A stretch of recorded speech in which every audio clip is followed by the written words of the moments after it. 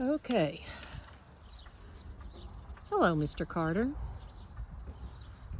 I would like for you to explain the technique of what you're doing to be able to paint this design on this old automobile.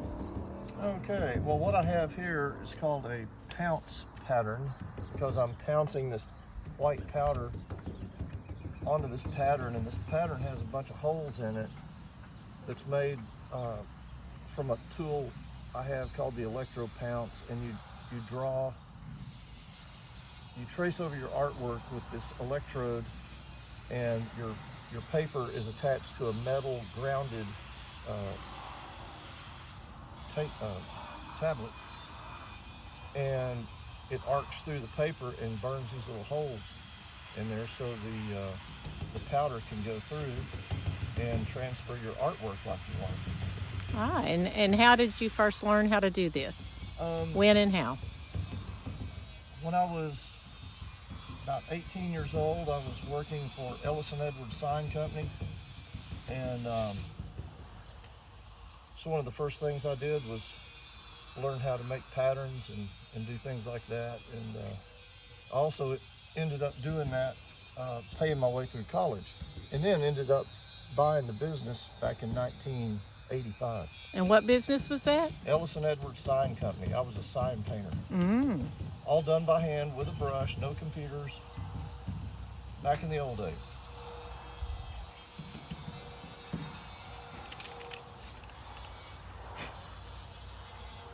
So when you remove the paper, we have an outline. Yep. One more spot.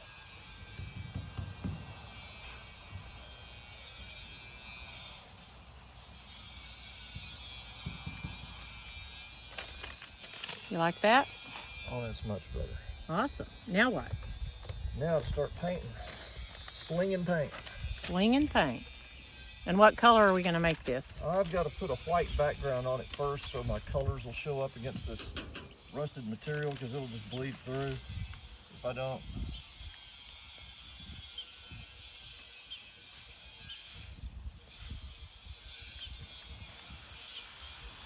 So did you craft this design on your own? I set the type and the overall composition, but this is some artwork from Big Daddy Ross. Mm-hmm. And you were friends with him? Yes, I actually did some artwork for him back in the day, from 88 to about 90, 91, I think it was. He hired me to do some artwork for him. And he's the creator of Rat Fink? Yes. Wow. And what kind of artwork did you do for him?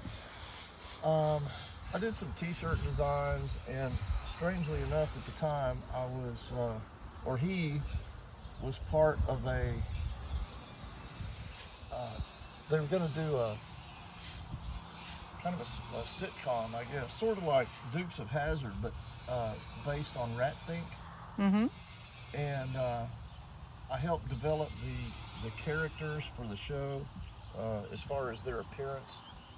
Wow. And he had me do all these drawings and stuff like that. And he told me he'd pay me $500 to do the drawings, but if it made it to pilot, I would get like, I don't know, several thousand or something like that.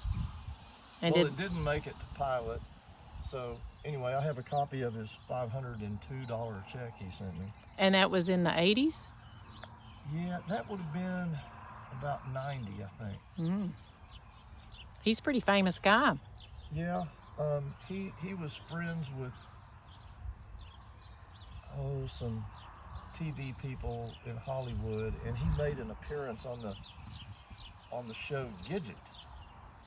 And the same guy that produced that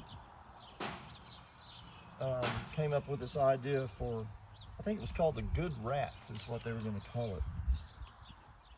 Anyway, it's kind of funny, but.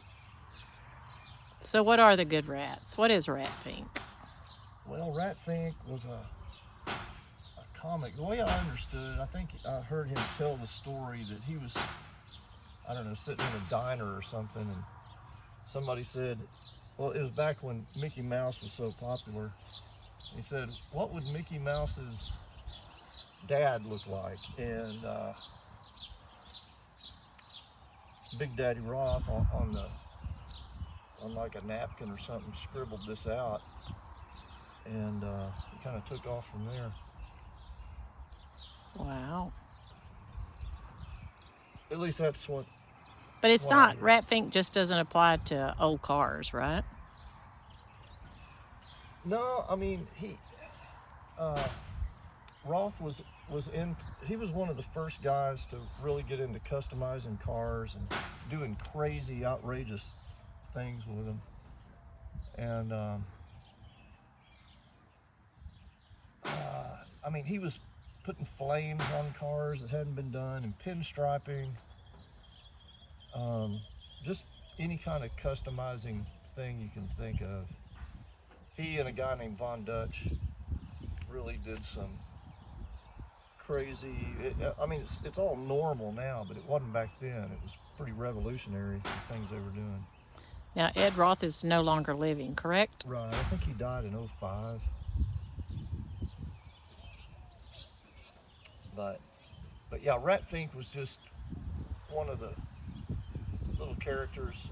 And what he did back in the day, I think before he was silkscreen, he would airbrush Rat Fink or flying eyeballs, or just anything, names, just anything you wanted. He was always trying to find a way to make a buck through his art. And he wasn't the greatest artist or craftsman in the world, but he could crank out stuff and he could sell stuff. And he just had a knack for that. And anyway, it's become like an icon of the '60s. And he gave me and my friend John Oldham permission to use this. All we had to do was put Ed Roth copyright, whatever the date was, and stuff like that. But yeah, we could do You could use it for what? T-shirts? anything we wanted. Wow. Do you still have permission for that? Well, I don't know, because it's all been handled through an estate now, and I just don't know how all that works. But on this old rusty car, Nobody's going to care. I think it's just fine. So why are you doing this old car? Well, because it's here. How's that? Okay. And he had a shirt that said, I'll paint anything that rolls, slides, slithers, or flies. And this kind of meets that criteria.